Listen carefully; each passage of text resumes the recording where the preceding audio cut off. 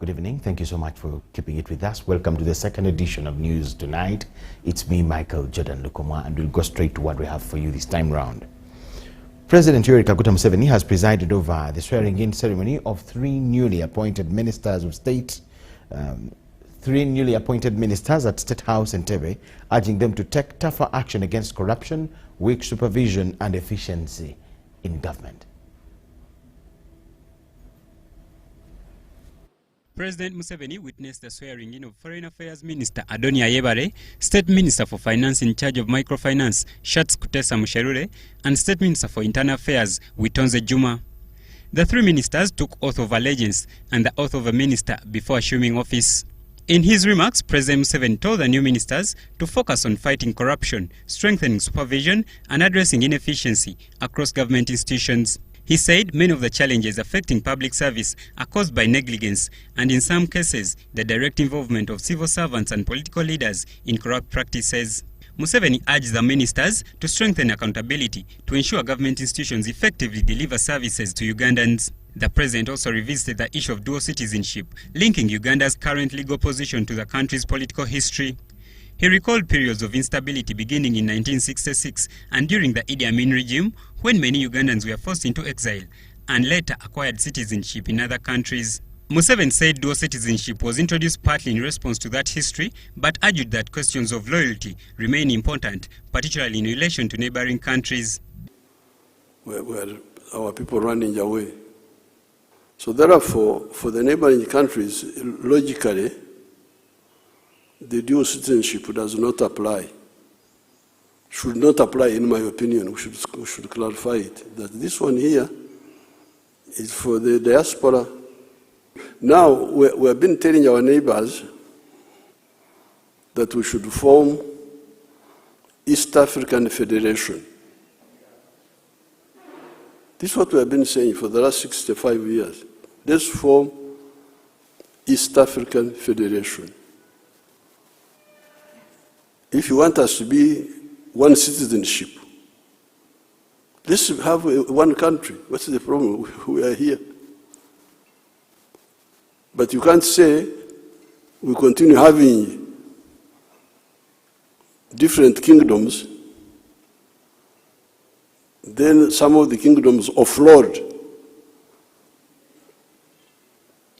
their citizens on another kingdom, and then they continue with loyalty to the other kingdom. It's not rational. It's nonsensical. Because why? If you think unity is good, let's unite. Otherwise, people need to decide to either be here or be where they were. The president said Uganda continues to support deeper regional integration, including the long-term goal of an East African Federation. Internal Affairs Minister Ephraim Kamuntu thanked the president for completing the ministerial appointments and urged the new ministers to work closely with their colleagues in implementing government programs. The country must become a middle-income country in our term. That's a swearing commitment. We want Uganda to be a prosperous country, a transformed country, and under your leadership, it is possible. Head of Public Service and Secretary to the Cabinet, Lucy Nachobe, presented the ministers for the swearing-in ceremony. I, Ambassador Adoni Ayebare, swear in the name of the Almighty God that I will be faithful and bear true allegiance to the Republic of Uganda, and that I will preserve, protect, defend the Constitution, so help me God. Senior government officials and family members of the newly appointed ministers attended the ceremony.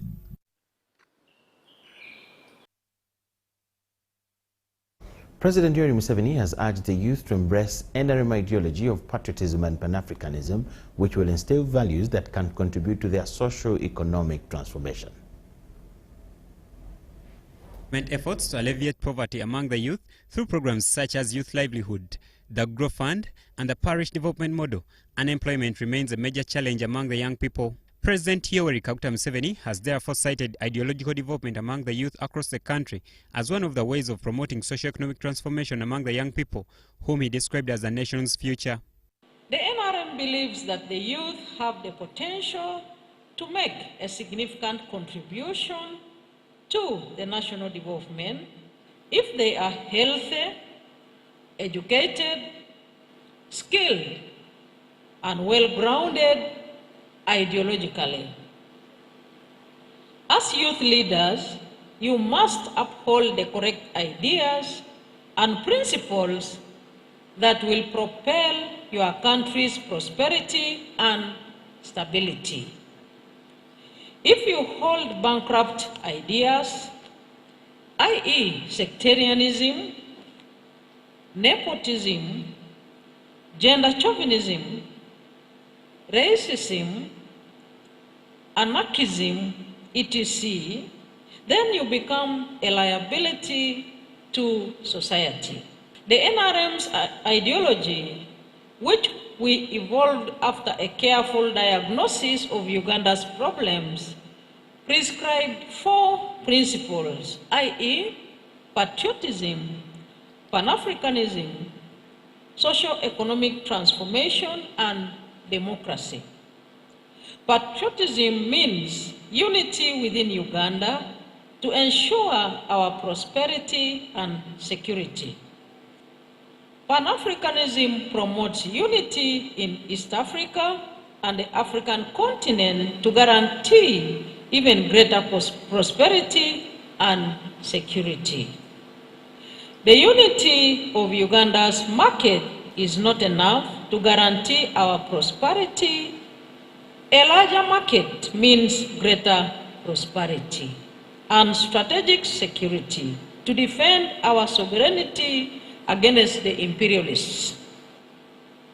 However, to benefit from Pan-Africanism and from Uganda's unity, the society must undergo a group of metamorphoses, a socio-economic transformation. This involves lifting the population from subsistence farming to the modern economy. The President has also urged the youth to actively participate in government programs aimed at improving their livelihoods. Meanwhile, the Ministry of Gender, Labour and Social Development has intensified efforts to equip young people with skills in various fields as part of efforts to address unemployment. The Ministry is prioritizing the following: support rural youth to establish and sustain micro-enterprises, particularly within the agricultural value chains. Number 2, promote agribusiness-led employment by helping young entrepreneurs incubate, grow, and commercialize their enterprises. Number 3, develop a skilled workforce to support government's agro-industrialization agenda. Number 4, strengthen skills matching mechanism so that training institutions respond more effectively to employer demands. Number 5, expand innovation and digital learning hubs to equip young people with ICT and emerging technology skills required in a modern economy. The State Minister for Youth and Children Affairs, Lakisa Masi, has urged the youth to leverage technology and entrepreneurship skills to improve their livelihoods. Our responsibility, however, as government and youth leaders is to ensure that young people are not merely spectators in Uganda's economic transformation. Whether you're from Karamoja, whether you're from Acholi, Western, Eastern, wherever you're coming from, we must take charge of each and every opportunity. We come from different contexts, okay? Different challenges that you're facing all over, but you must always remember that regardless of where we come from, our aspirations as young people are the same. And therefore, we must expand access to skills, financing, markets, technology, and entrepreneurship. The chairperson of the National Youth Council, Daniel Ongom, has called for an increase in the budget allocation to the youth sector to enable the council to undertake major projects. The young people want to follow up the investments of His Excellency the President towards the socio-economic transformation of the youth of this country. We are well aware that up to 5.3 million youth are neither in education, employment or training. Therefore, the Youth Council today is resolving that they want to be a solution to this problem. They want to follow each investment that the government makes towards youth, and they want to see that the lives of those that they lead are transformed. Their challenge, however, are logistical and financial. Youth representatives from across the country gathered at Nsambya Gardens to deliberate on issues affecting them during their annual general meeting, which was opened by Vice President, retired Major Jessica Lupo. Joseph Chigozigola reporting for UBC. The Uganda Human Rights Commission has a case backlog spanning more than 20 years, undermining timely access to justice, according to the 2025 Auditor General's report. The Commission appeared before the Committee on Statutory Authorities and State Enterprises, COSASE, to respond to queries raised in the report. However, members of the committee questioned the Commission's ability to effectively execute its mandate, citing internal wrangles among commissioners as one of the factors hampering the investigation and resolution of human rights cases.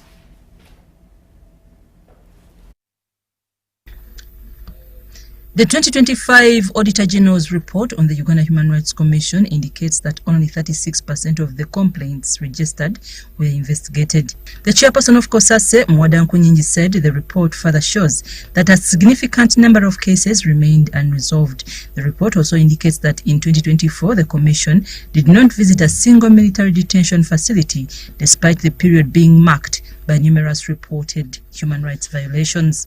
Identifies that 11 cases have been with the Uganda Human Rights Commission for the last 21 years. 11 and 15 years, they have 487 cases which haven't been disposed of. 2023, only 1. In 2022, 4. This is at a time when we are seeing increasingly the military doing policing work, doing arrests, doing detentions. From 2019, the chairperson dies, and now we had the commissioners without a chair. And in line with Article 51, there was no fully constituted commission. That took another 2 years.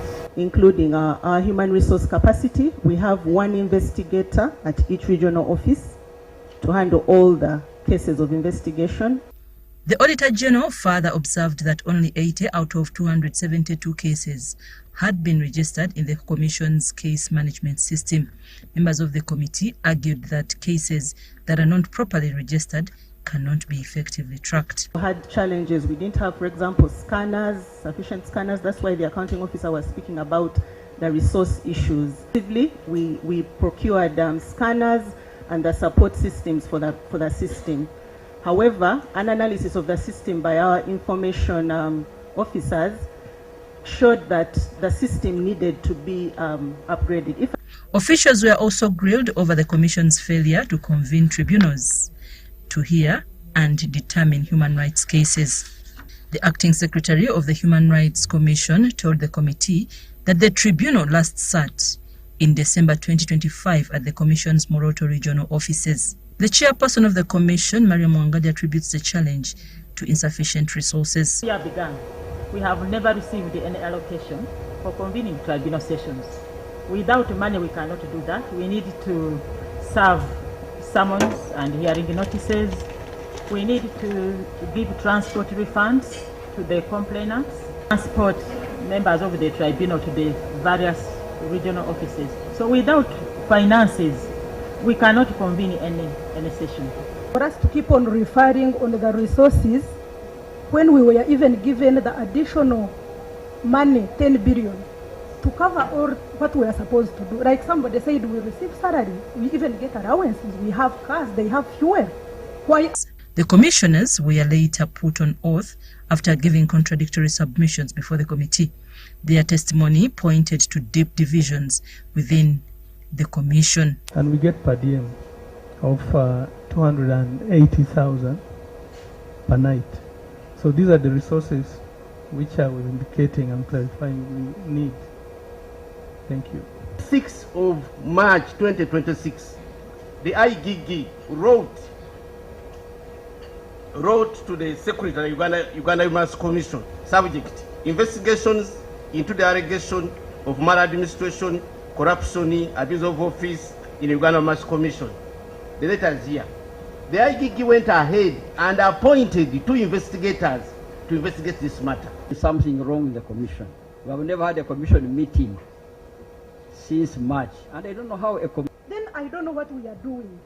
So you are saying instead of budgeting or planning for the core mandate, the money is spent elsewhere. On what? On travel abroad, people will be traveling in a year like 6 times. Same people. Members of COSAS expressed mixed reactions to the submissions made by the Human Rights Commission commissioners. Therefore, that actually since 2024 there hasn't been any case registered, and they are just piling on top of the others that have already been effectively. You know, some of these struggles and exchanges are arising out of no finance. You do not have a budget to carry out tribunals. We'll see compensation of employees, 19 billion.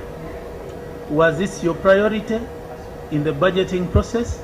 Entity needs a forensic audit, and it's not sinful. Is spent at will, and things that are necessary for the commission, they are not investing in them, and they come here and say there is no money. Wangadia also acknowledged the existence of internal disagreements within the commission and explained the measures being taken to reconcile the commissioners and restore cohesion. I'm Nafka Farida and Gloria Guitabinji at Parliament. The judiciary has been urged to expedite the disposal of commercial disputes, particularly those involving trade, construction and cooperatives, to support economic growth and unlock funds tied up in court cases. The call was made by various stakeholders during the Commercial Court Alternative Dispute Resolution Users Roundtable on Trade, Construction and Cooperative Disputes held at the Judiciary Headquarters in Kampala. For it, and yes, Participants at the Commercial Court Alternative Dispute Resolution Roundtable have called for the need for faster and more efficient mechanisms to resolve commercial disputes and promote confidence in Uganda's business environment. What happens in the business community, I mean, why is it that it is a huge backlog of cases within the business community? The perception of the business people is that he who is bigger than you cannot be fair to you, and let the courts decide. There is also a common belief that those who are poor cannot win cases. But on the other part, there is an employer or the engineer, the supervision engineer who is supposed to issue instructions, who is supposed to measure his work, who is supposed to certify his work. If the supervision says not doing their work, then the contractor, and after the contract will suffer, and there could be disputes related to that. When you are drafting, make sure that you are not ambiguous. You are very clear and to the point. Otherwise, if you bring the problem and you find your consent cannot be executed. According to the judiciary, more than 1,424 cases involving the trade, construction and cooperative sector are currently pending before the Commercial Court. To address the backlog, the judiciary is set to hold a Trade, Construction and Cooperatives 2026 at the Commercial Court in Kampala. More than 452 cases have been screened for mediation during the session, including a commercial dispute involving more than 30 billion shillings. Mediation is not merely an alternative, it is the cornerstone of commercial justice at this division. The Trade, Construction and Cooperation Fortnight is our commitment to unlock capital, reduce backlog and deliver timely justice to Uganda's financial sector. Speaking at the event, the Minister of State for Trade, Industry and Cooperatives, Sanjay Tana, expressed optimism that the Alternative Dispute Resolution Program will help reduce the backlog of commercial cases and provide a quick avenue for resolving. Common acronyms that says that justice delayed is justice denied. In attendance was the State Minister for Works and Transport, Siraje Musa Ali. A road delayed is not simply a delayed construction project.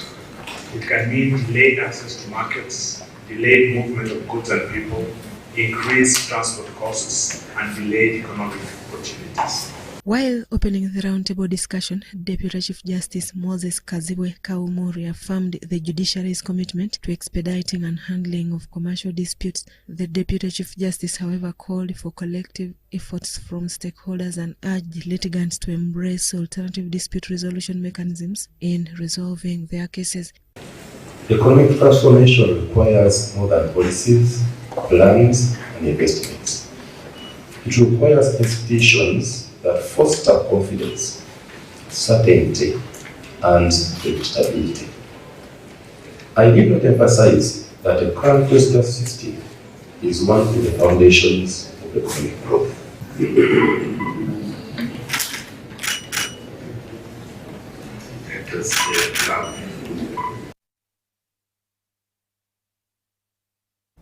The head of the office of the NRM chairman, Hajat Hadija Micheal, has urged newly elected LC1 and 2 chairpersons to go beyond service delivery and focus on guiding their communities towards development.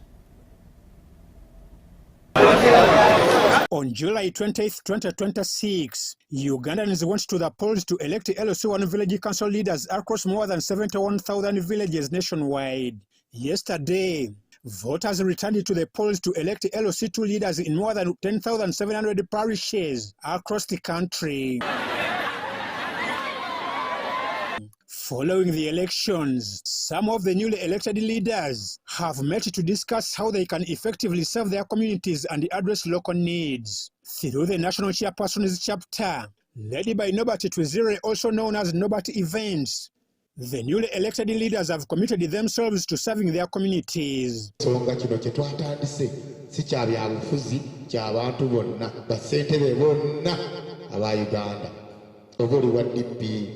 Oboliwa NUPU, oboliwa FDC, oboliwa NRM, olw'ensonga bw'omala okuva mu byobufuzi eby'obukulembeze n'akalulu tuba tugenda kukolera abantu.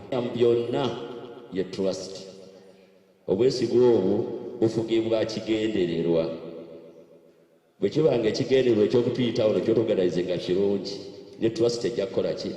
Ejja kubaawo. The chief guest at the meeting was the head of the office of the NRM chairperson, Hajat Hadija Micheal, who reminded the newly elected leaders of their responsibility to serve residents. We have been talking to them to ensure that they maintain their security, they don't engage themselves in land grabbing, they let them be whistleblowers of their villages, create unity, humanity, the security, and ensure that they develop people's skills yet further at the village level, rather than creating enmity. Micheal urged the leaders to prioritize guiding residents on how they can benefit from the government's self-development programs. Wealth creation, changing mindset, ideological orientation, and to ensure that the villagers this time round benefit from the government. So we are so grateful to be part of the team. At the same meeting, the leaders elected interim division coordinators for Kampala, with Nobert Twizire chosen as their chairperson. Mutegere nti President Museveni yabakwasa obuyinza temugenda kuddamu kujogebwa wano wetugenda gwe president w'ekyalo. Enkulaakulana yonna etandikira ku kyalo kyo. Enteekateeka za gavumenti zonna okuli PDM, emyoga, okugaba obutimba bw'ensiri byonna muntu wa ku kyalo kisentebe gw'obuvunaanyizibwako. Tugenda kutambula wamu ne ministry ya local government. Twizire urged the leaders to remain united and work together. Tewaliwo kibiina kigatta basentebe ba byalo n'aba parish. Bwe kutuukira ba minister ab'enjawulo ne bampa go ahead naye bansaba nsooke nkuŋŋaanyeeyo basentebe bannange okusobola okumpa ebbaluwa egenda okutuwandiisiza ekibiina ekyo ekikoledde olwaleero era leero ye conference yaffe esoose abantu ne mbeebaza abasentebe abazze bantaddemu obwesige. The leaders also plan to form a cooperative and organize induction sessions to equip chairpersons across the country with the skills needed to serve their communities. Amwae Vanjuko for UBC. As Uganda's digital economy continues to expand and create new opportunities for citizens, the country is also facing growing risks for cyber threats. The Uganda Communications Commission has opened the inaugural National Cybersecurity Conference, which aims at strengthening cooperation among stakeholders and protecting Uganda's growing digital economy. Nearly half of Uganda's population has embraced the digital economy, with mobile money, digital banking, and government services increasingly becoming part of everyday life. But as more Ugandans move online, cyber criminals are also finding new opportunities to target individuals, businesses, and institutions. No serious institution can assume it will never face an incident. The more useful question is, how well prepared are we when prevention fails?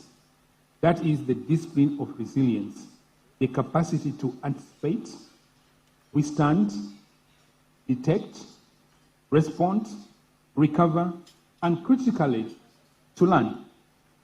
We do not design financial systems on assumptions that shocks will never occur. Not only do we need to secure our children online, but even our own credentials. We are now going into the quantum age of computing. I think you are quite aware of that.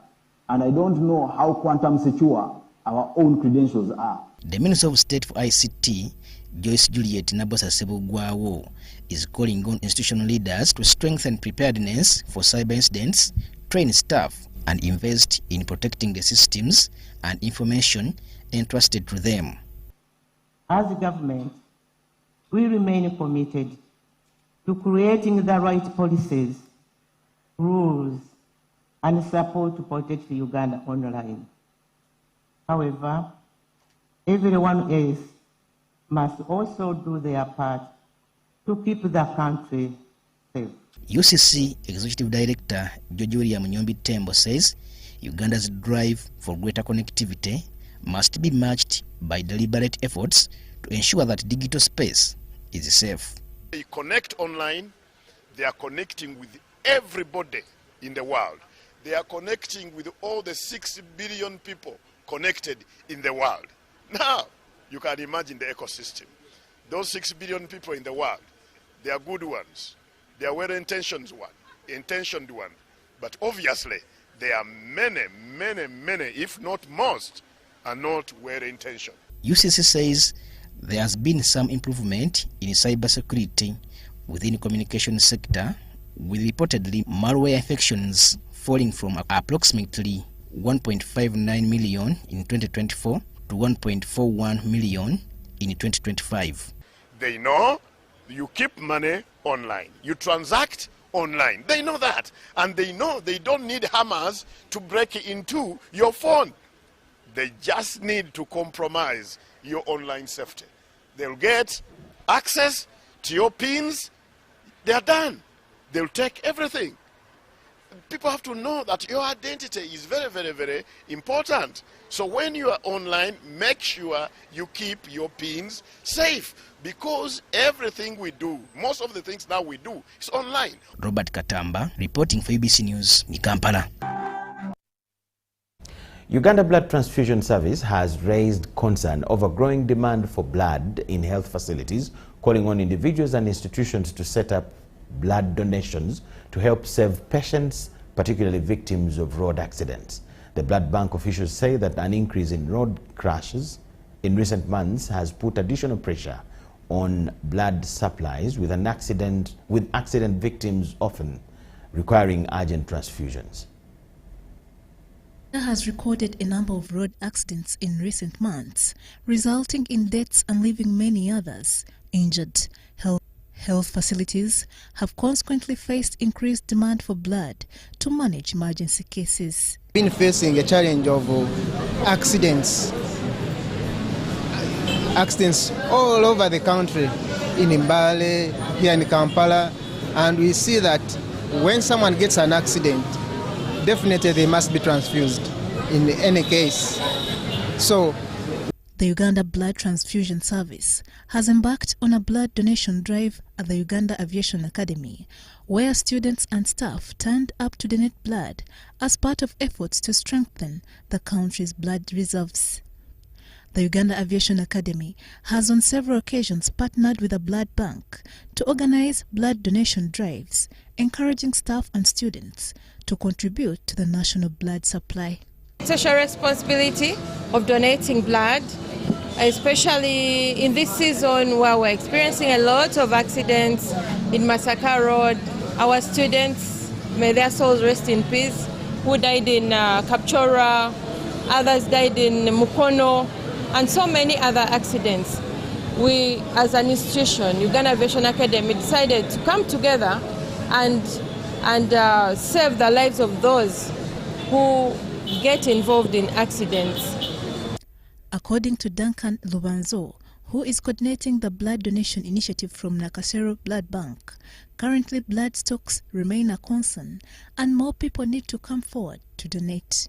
Lubanzo has appealed to Ugandans to make blood donation a regular practice, saying adequate blood supplies are essential for saving patients suffering from accidents, emergencies, and other medical conditions. Far so good, we have more than 30 units this morning. I know in the evening we should have collected 100 units from the aviation school. We are saving those who have complications because of accidents. Others have got cancer, sickle cell, and others are mothers are giving birth. Meanwhile, Esther Kikulwe from the Uganda Aviation Academy, together with students, has encouraged Ugandans to respond positively to calls for blood donation. So, as a country, this is very, very important, because this can be you today, it can be someone else tomorrow, and you never know, it can be someone who is close to you. So we as students, we have to engage ourselves in such a corporate so that next time, if, God forbid, it happens to any other students, there is backup with it. And as you guys are seeing today, we are donating blood. Blood is important to all of us. We need it to survive.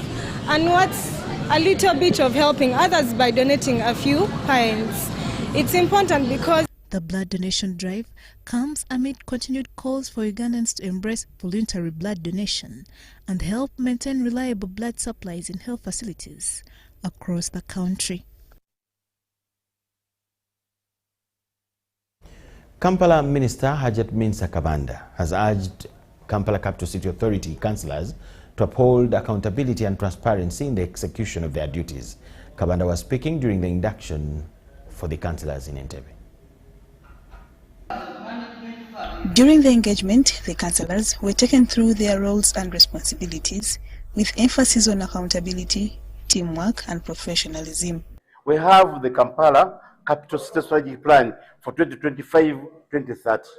So that's the instrument that we are looking at, its implementation, and we have to get the techniques, the skills from these engagements. And by the end of this program, our councillors will be equipped with their roles and responsibilities, how they coordinate with the technical team, so that they are able to carry on their three major functions of oversight, legislation, and representation.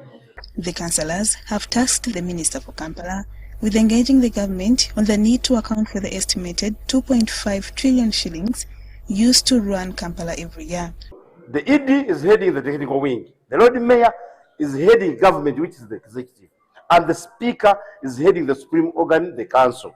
So the council. Therefore, we need to respect each other and move on. Lord Mayor Ronald Barimwezo says KCCA has previously been affected by disagreements between the political and technical leadership, resulting in losses of resources that could otherwise have supported the development of the city. We used to lose over 8 billion every year because of the infights between the political and technical. So we have come here to know our roles so that we can be able to remain in our lines. We have the roles embedded clearly, the roles of the political and the roles of the technical, embedded clearly in the KCC Act. The Minister for Kampala, Hajat Minsa Kabanda, explained that the induction is intended to give councillors a clear understanding of their mandate and responsibilities. Because if you're not inducted, you cannot know the roles of a councillor.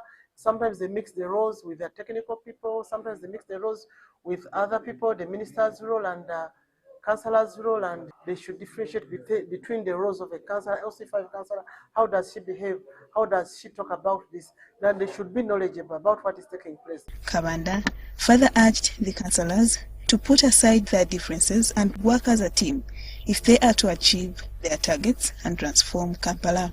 No, we have emphasized on fighting corruption, eating bribes, and so many other things. Our president has also emphasized about the bribes. Bribes start from LC1 and up to our ministry level.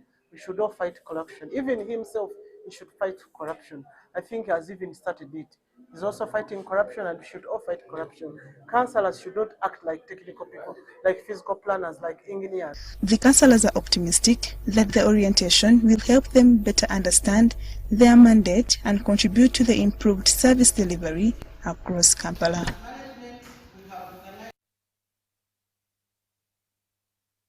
The Rotaract Club of Hoima Kitara has launched a maternal health project aimed at reducing maternal and child deaths in the Bunyoro sub-region. The initiative launched at Hoima Regional Referral Hospital will address postpartum hemorrhage, and other pregnancy-related complications.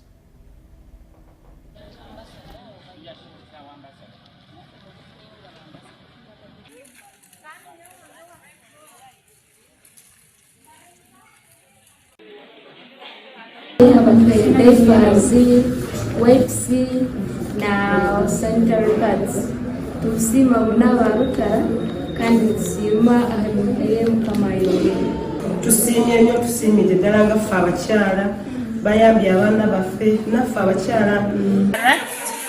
For bringing for us gifts like diapers, wipes, and sanitary pads. But this is a countrywide plan as soft care, and today we worked with the Rotaract Club because they have soft hearts like we are soft care. Whenever you support us, whenever you buy products from soft care, our hearts are really widely open to help those that don't have. That's why we really visit different hospitals countrywide. We visit different people that don't have. We give back to those that don't have. So working with our friends at Soft Care Uganda, we have donated over 200 packs to new and expectant mothers at Hoima Regional Referral Hospital. We are reaching out to these mothers and children because we want them to have a good start in life. The Rotaract Club of Hoima Kitara will be doing this for the whole Rotary year. We shall be reaching out to mothers and also reaching out to maternal units of hospitals. At Duoli Health Center 3, we shall be doing some works in the ward itself. High Court Judge Lady Justice Immaculate Busenje Byaruhanga has challenged students to be disciplined in their careers. The legacy of the late economist and former senior government official Chris Kasami has inspired academic excellence as Vienna College rewards outstanding economic students.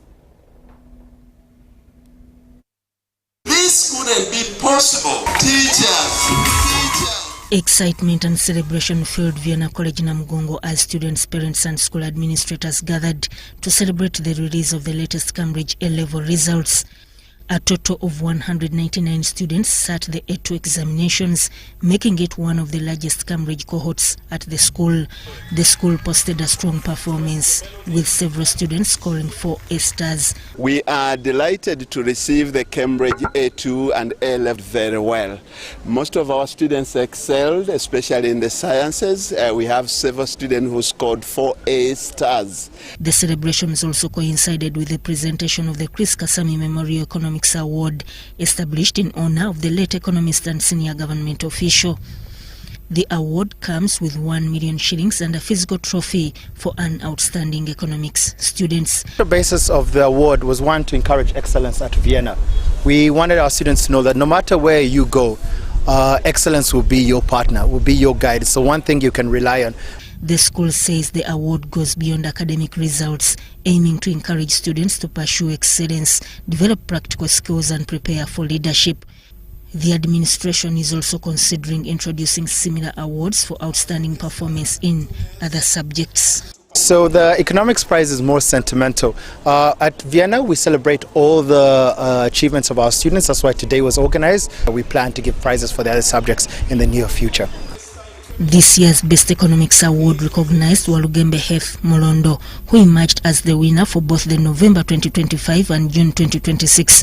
I've always liked economics as a subject. I've taken it since year 10 till year 13, A2. As the students prepare to transition to university, High Court Judge Lady Justice Immaculate Busenje Byaruhanga has urged them to remain disciplined and focused. The social life must change. Here they've been with teachers, they've been with people around them. Most of them are in boarding school. They've never been on their own. They do not know how to live an independent life. So it's very important that the way they hold their independent life is very crucial. The outstanding performers in the competence-based Cambridge examinations are already looking ahead with ambitious plans for their future. Able to get 4 A stars, even as I aspire to be a future biomedical engineer. For Vienna College, the latest results are not only a celebration of academic achievement, but also a reaffirmation of its commitment to nurturing well-rounded students equipped for leadership and future success.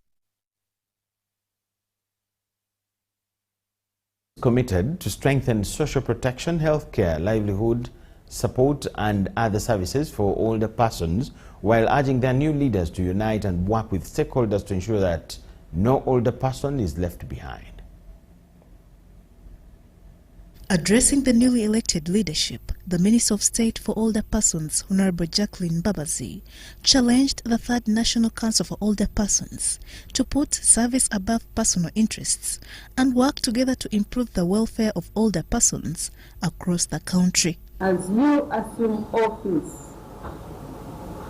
and have elected your leadership today, I urge you to approach this responsibility with a strong sense of duty, unity of purpose, and commitment to the people you represent. The minister pledged continued government support towards improving the welfare of older persons, while calling on the new council to work closely with government.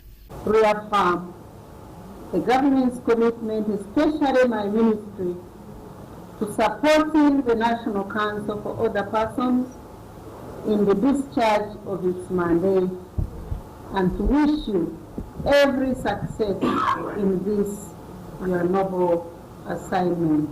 The newly elected chairperson pledged to unite the council and lead its members as one team, calling for an end to divisions. Time of competition has ended. Now we are a council. I invite all of you to work as a team. Meanwhile, the outgoing chairperson called for increased funding to enable the council to effectively execute its mandate, noting that the current budget allocation is insufficient to support its activities and programs. At the last 2 National Council for Older Persons Annual General Assembly, members resolved that the National Council follow up for an increase in the council budget, so that the council can support and send funds to the districts, cities, and municipalities to support operationalize the lower councils like Women Council and people with disabilities. The Patriotic League of Uganda Secretary General Twala Fadil with PLU Deputy Mobilizer Henry Basaliza Mtegeki have received a delegation from Tororo led by Joshua Ochom in preparation for the launch of the Tororo Skilling Center. The Secretary General, Twala Fadil, has welcomed the initiative to set up a skilling center in Tororo district. He emphasized empowering community through skills development. I want to thank the team from Tororo so much, led by Ochom, one of our volunteers in PLU. He has also come out to voluntarily skill the youth, and we have said it is okay if you're skilling the youth. He called us as guests of honor, but I told him we have to do something beyond that. Twala Fadil said the anti-corruption campaign or Baraza involving committees promotes accountability and transparency in the fight against corruption. By the way, we have been talking about corruption. We said, why do we cry of corruptions in districts, in villages? And yet we have officers, we have people who have been placed by government. We have the office of RDC to supervise all government programs. Why would the money of a road be stolen? Yet we have the office of the RDC. PLU Deputy Mobilizer Henry Basaliza Mtegeki pledged to support the initiative, which equips young people with skills that create employment opportunities. He also backed the proposed anti-corruption Baraza. And now that we're headed to Tororo, all the people from Tororo, prepare yourselves. with all reports that you might have to come and present them to us. For us, we shall now deal with the responsible agencies to make sure that enforcement is done so that we wipe out corruption across the entire country. Meanwhile, Joshua Ochom, who led the Toro delegation, says the team is looking forward to working closely with the PLU leadership to make the launch of the Skilling Center a success. I therefore thank the support and the encouragement I'm getting from PLU to see that we further got even to other regions to see that we skill the youth that are there, such that we move together. They should not be left out in development and industrialization that is coming forth in our government.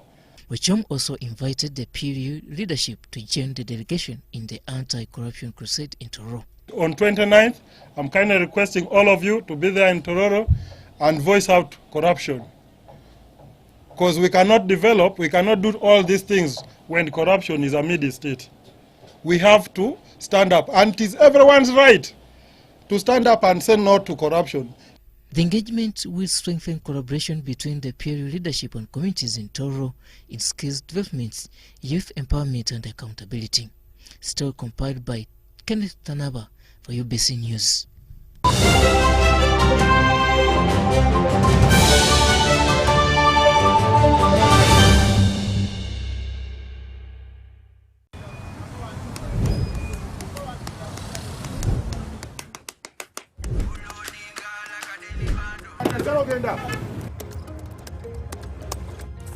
And that's it for today.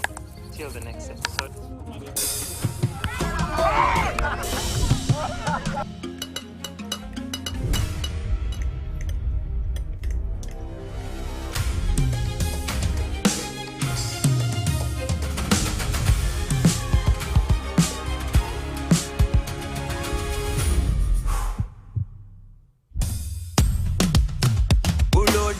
Like a daily bando, like a daily bando, like a daily bando.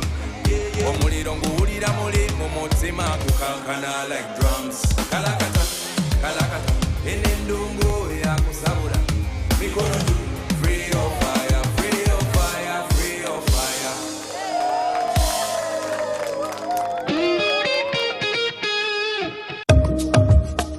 What if accessing government services became easier, faster, and closer to you? Introducing Service Uganda Centers, a new initiative designed to bring key government services closer to the people under one convenient location. Less movement from office to office, less unnecessary travel, better access to services and information. At the Service Uganda Centers, citizens will be able to access national ID services, passport processing, business registration, land and revenue services, and more, all in one convenient location. Whether you are in the city or upcountry, Service Uganda Centers are being designed with you in mind.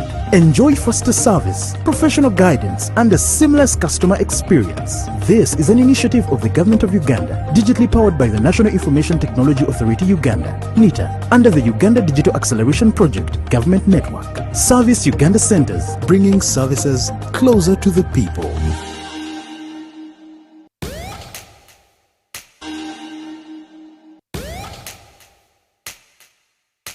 We don't need anyone's permission to move forward. What we need is the power to do it our way. Spiro is not your typical EV company. It's the power grid for African ambition. A network that connects Nairobi to Kigali, Lagos to Lome, Dar to Kampala. Not with cables and wires, but with clean, quiet, relentless movement. This is Africa, powered by us. MTN voice bundle. Load. Hey. Hello, Mama. Hey, it is me, your son, Opio. Hey, now, Mama, listen to me. MTN has the offer. Yes, it has the offer. You load from 7 a.m. to 8 a.m. Now, they have free MTN to MTN minutes. And those minutes are there all day. So you load, you'll thank me later. Load an MTN voice bundle between 7 a.m. and 8 a.m. and get 3 free MTN to MTN minutes valid all day. Dial *100 *21 hash and get your free minutes bully daily. Free your fire with free minutes from MTN. Together, our connection is unstoppable. MTN. The Presidential Initiative for Skilling the Girl and Boy Child, a project under State House, informs all divisions of Kampala that registration for young girls and boys of the 15 to 35 years age bracket will take place on Thursday 13th of August 2026 with training starting on Monday 17th of August 2026 at the following skilling centers: Wandegea Market, Mulago Catholic Church, All Saints Church of Uganda Mutundwe, Nakulabye Chiwunya Our Lady of Fatima Catholic Church, Luzira Prisons at St. Stephen's Church of Uganda Luzira, Subway Crested Towers Roundabout, Wabigalo Parish Community Hall, Butikira Parish Catholic Church Chigowa Antinda, and Makere Chikoni Community Hall. Registration and training are free of charge. To register, bring a photocopy of your national ID or your parents' or the guardian's ID for minors, signed and stamped by the LC1 with their phone contact, plus 4 recent passport photos. For more information, call 0716 144 562 or 0414 343 457 and 0414 343 458.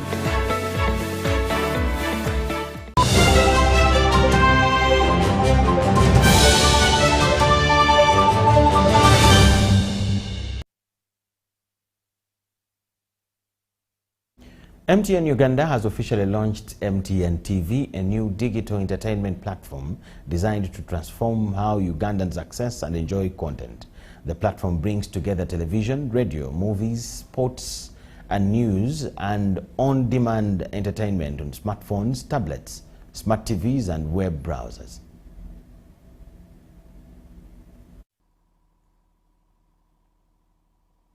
MTN TV offers more than 60 live television channels and 53 radio stations, alongside movies, TV series, children's programs, sports, and content from Ugandan and other African creators. Speaking at the launch, MTN Uganda Chief Executive Officer Sylvia Mulinge said the platform responds to the changing digital lifestyles of customers who are increasingly seeking quality entertainment and locally relevant content.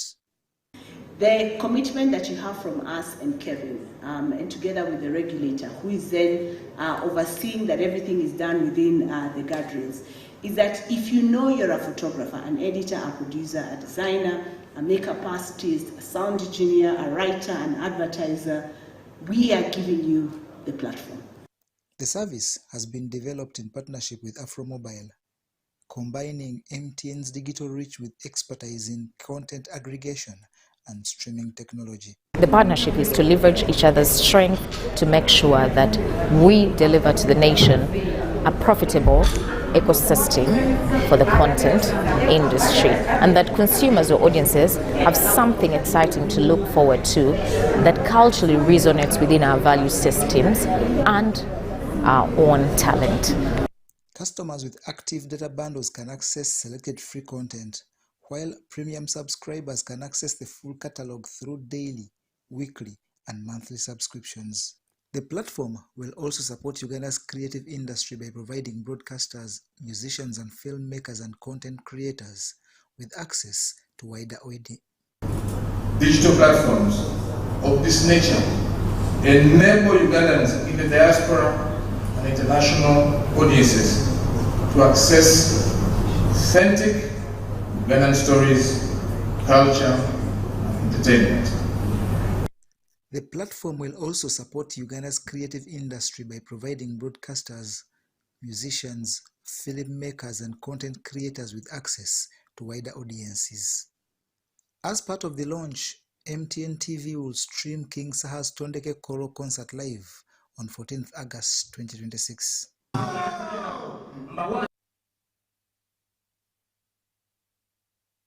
Housing deficit is putting pressure on government to find faster and more affordable solutions.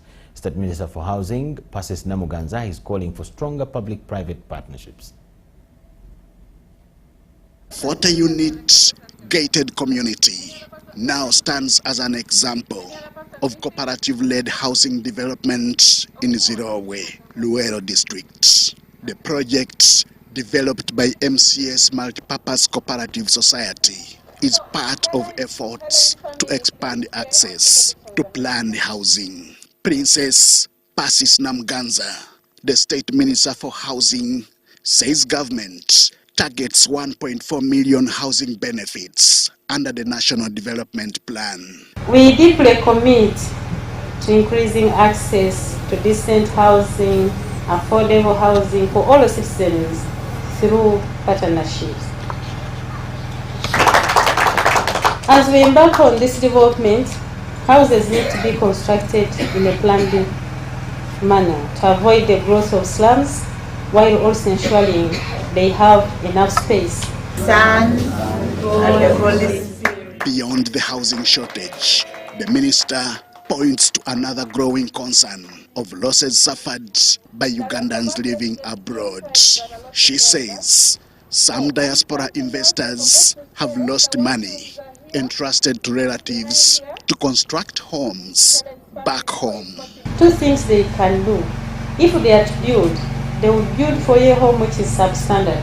Not so, which is not worth the money you've sent, if they have helped you.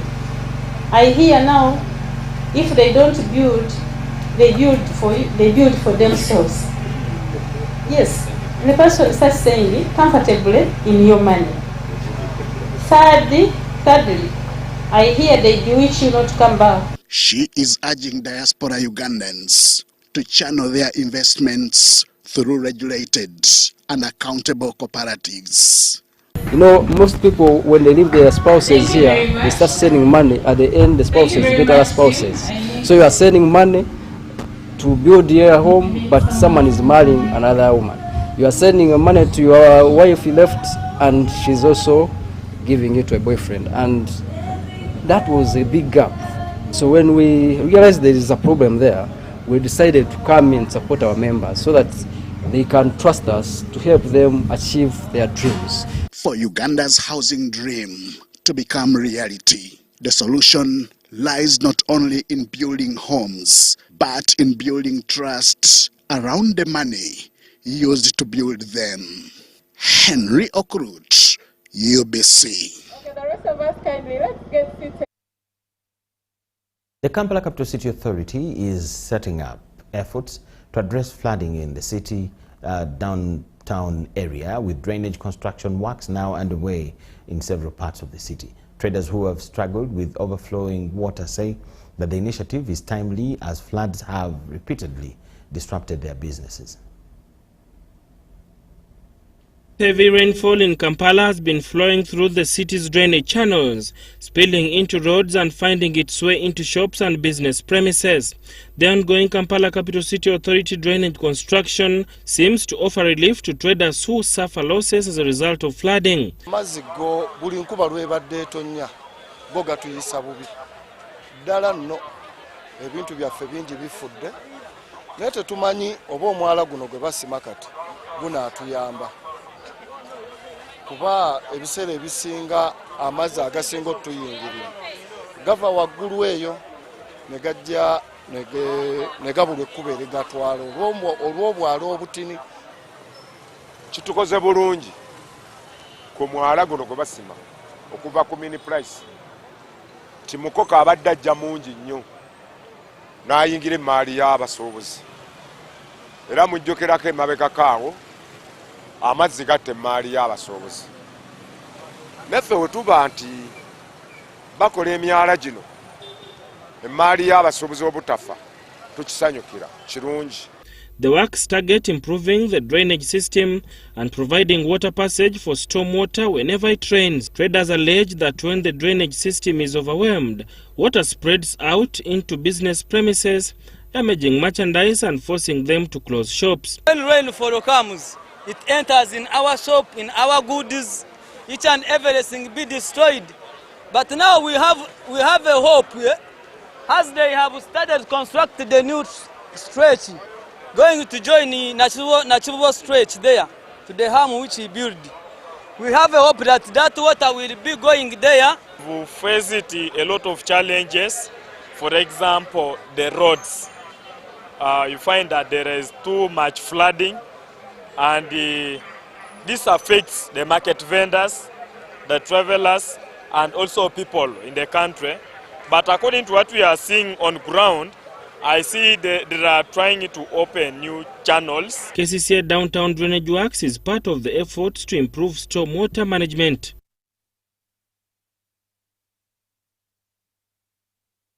Is producing more grain while scientists work on varieties that can withstand drought, pests and diseases. But as improved and genetically modified seeds enter the agricultural conversation, concerns are emerging over Uganda's indigenous seed heritage. For generations, Ugandan farmers have relied on seeds saved from previous harvests. They remain the backbone of the country's grain production. But crop research is changing the equation, with the scientists developing seeds designed for higher yields. Without a doubt, improved seeds yields better, is more usually more disease resistant, and would go further and easier into solving the food challenges that afflict not only Uganda but also the Eastern Central African region. Henry Musisi, the executive director, Grain Council of Uganda, says the threat to indigenous seeds may not yet be as serious as feared. He estimates about 70% of Uganda's grain is still grown from indigenous and reusable seeds. So science is important to enable us to increase yield, to increase disease resistance, and also to increase drought resistance. But preserving these varieties remains important as climate change and new crop diseases threaten food production. The Grain Council wants research institutions to develop climate-smart seed systems without abandoning indigenous genetic resources. How do we support scientists? How do we work with research organizations like NARO and others to make sure that we have climate-smart and climate-resilient seed systems? The debate comes as Uganda's grain production continues to rise, largely driven by smallholder farmers. Those who didn't have irrigation systems are now being dependent on irrigation systems. People have run away from now depending on the rainy seasons. The council believes better seeds, financing, mechanization and markets could push production beyond the current 7 million metric tons. If you are in agriculture, 50 acres and above, and you are going to grow these things, grain, the government of Uganda is paying interest for you. You just go borrow, go cultivate. When you are paying back, you pay the principal. Uganda's seed debate is therefore not simply about old versus new. It is about improving productivity while protecting the genetic diversity that could prove vital to the country's food security tomorrow. Henry Okrut, UBC.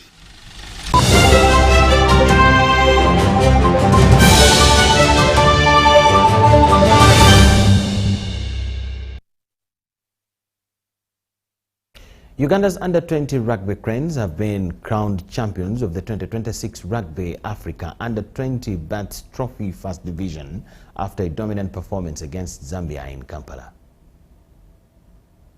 The national anthem of the Republic of Uganda.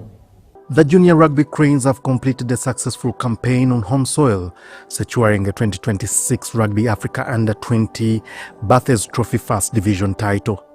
Uganda sealed the championship after defeating Zambia 27-12 in the second match of their two-game contest at Mutesa II Stadium in Wankulukuku. Are in full stride and they dot down. Try time for Uganda. 5 tons to 10. The victory followed an emphatic 8-1 demolition of Zambia in the opening encounter, giving Uganda a commanding aggregate of 108-12. Gabriel Okweda and Walukuba Barbarians having Joshua Makoko to dominate the physical battle given the size we have. Oh, flying in and picking that one mid-air, now trying to channel the sprint, and it is a full run through. The support is evident, but handing it straight to the opponent. The support line just stepping off where they should have stuck on. The first match saw Uganda running 13 tries, underlining the gulf between the two sides and setting the tone for a memorable campaign. Minutes, that is the first 2 minutes, as there's another clean break in here. One more line of defense, and it's easily beaten. I'll talk about the commentator calling it on. Somebody will come as he did. Beyond the trophy, Uganda's biggest reward is promotion to Rugby Africa's Under-20 Performance Division, where junior rugby cranes will now face some of the continent's strongest youth rugby nations. He's not enough, has very little support. It looks like the scoreboard has also decided to take a break on the pitch, but the scores will continue ticking as a big man. They had quite the luck in this half, as every time they've gone there, they've managed to get points, and the clock keeps That is ticking. Kato Arthur walking straight into the try area. Will it matter? Yes, from the rugby game, we come to the end of all we had for you tonight. Thank you so much for watching. My name is Micheal Jordan Lukomwa with the whole team here. We wish you the best of the night. Bye-bye.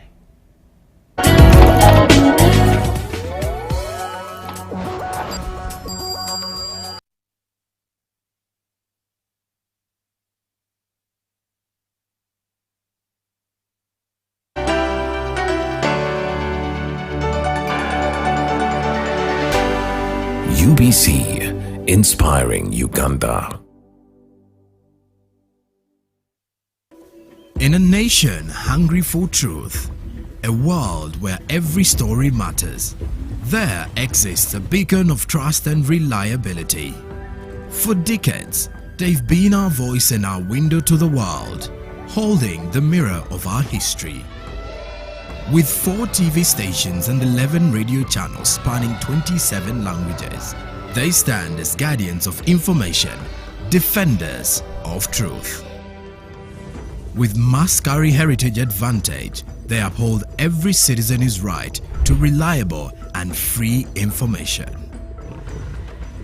Their archived stories shaped our past and illuminate our present. Yet now, as new challenges arise and the world evolves, their mission faces its greatest test yet.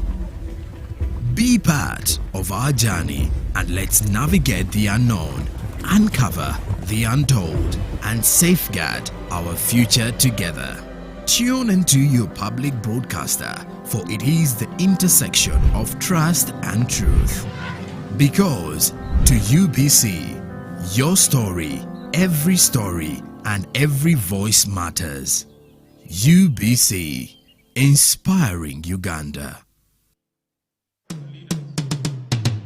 The Uganda People's Defense Forces invites you to the 2nd edition of the UPDF-CDF Inter-Forces Drill Competition. Join us on Tuesday, 25th August 2026 at the Kololo Ceremonial Grounds for an electrifying showcase of precision drill, synchronized formations, discipline, and military excellence. Under the theme Precision, Discipline and Cohesion, Pillars of National Resilience and Transformation.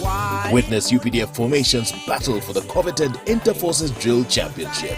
Who will take the crown? Will it be the Land Forces, Air Force, Special Forces Command, Field Artillery, Motorized Infantry, Marines Brigade, Directorate of Women Affairs, Military Police, or one of the 1st to 5th divisions? The event will be presided over by the Chief of Defense Forces, General Muhoozi Kainerugaba. For more information, call 0392 947 455.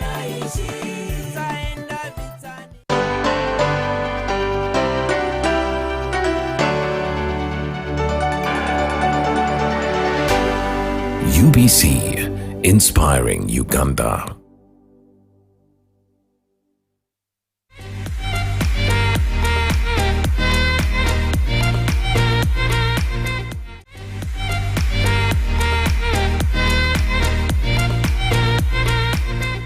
Welcome everyone to Power Flavor Magazine. It's a very beautiful day and I'm happy to be here with you yet another day to keep you laughing and smiling on UBC.